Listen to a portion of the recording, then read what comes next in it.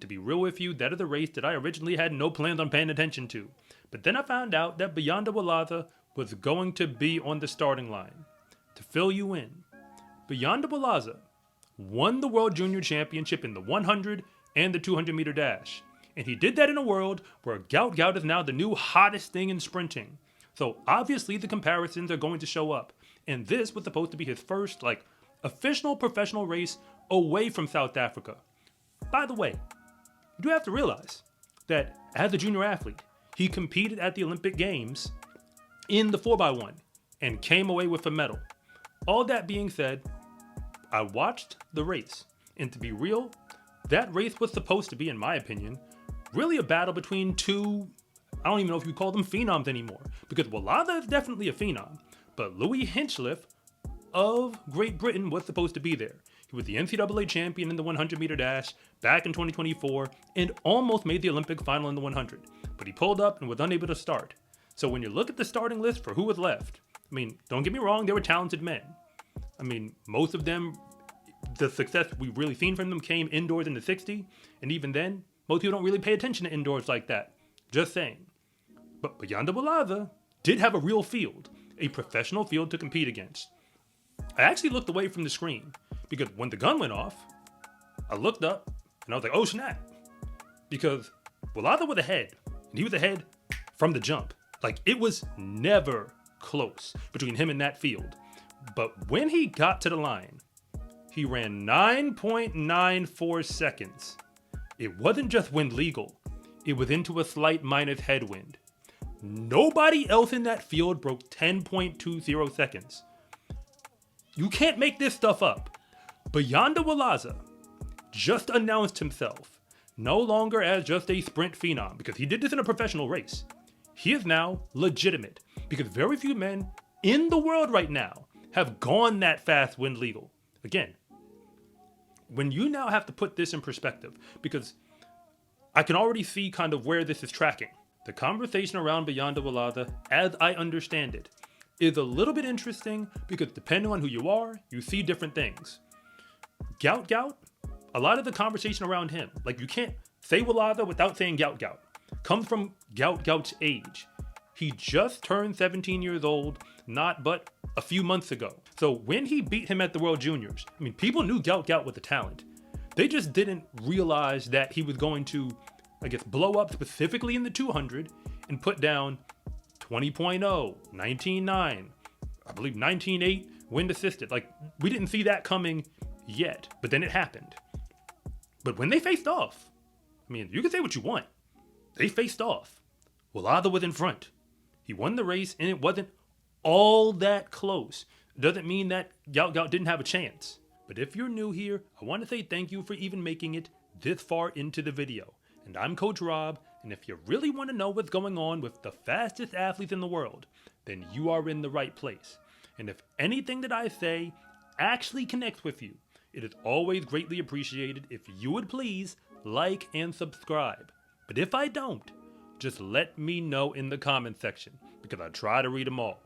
Whether you like it or not, when Gout Gout goes onto the professional circuit, Walaza's going to be there.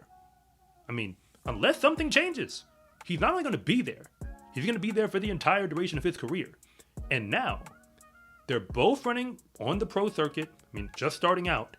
And for that matter, the announcers even brought up Christian Miller's name, because he was the fast junior athlete that we saw last year out of America. 9.94 in a professional race into a slight minus?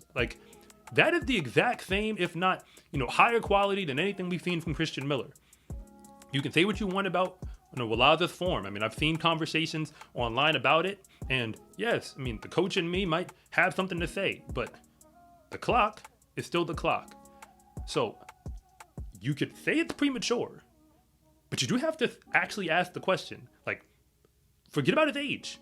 We're talking now about an athlete who is near the top of the world leaderboards when legal in the month of May. That same athlete is an Olympic medalist in the 4x1 and just won the world relays. This is somebody who, again, forgetting about the age, we are going to have to take seriously.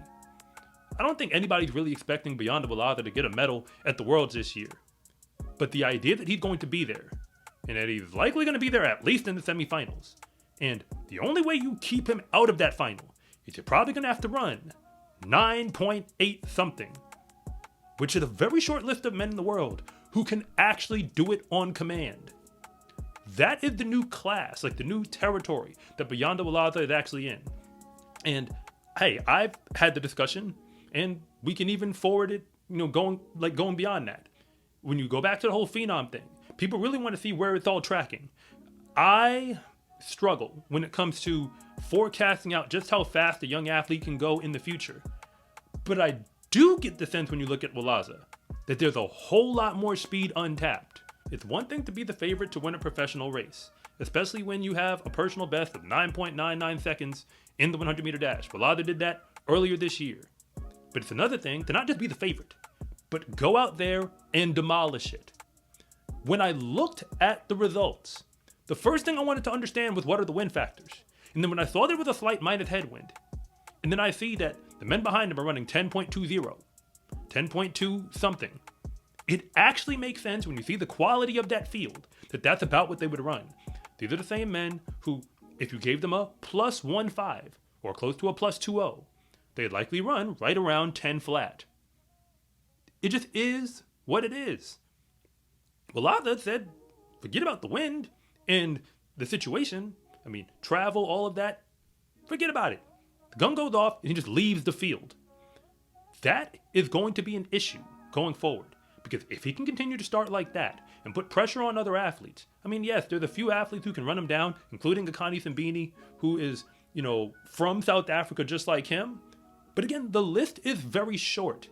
He's likely going to be in whatever professional races we see him in going forward, as long as he wants to run like this.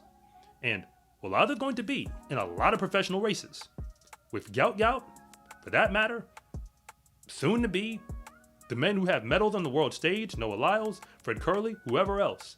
And when they see that young man get onto the starting line, they had better take him seriously, because he's going to get out early. And if you can't reel him in, you are going to lose. We just witnessed it in Croatia, and it's likely going to happen again. And now that I've seen it for myself, that when he shows up to these pro races, he has a legitimate shot to win. I will be paying attention every single time he does it from this point on.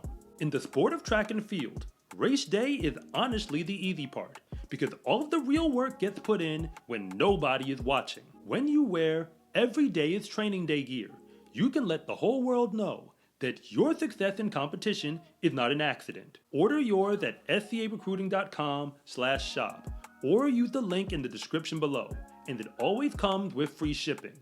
It's a huge support to me and this channel, so I can continue to make you more content like this.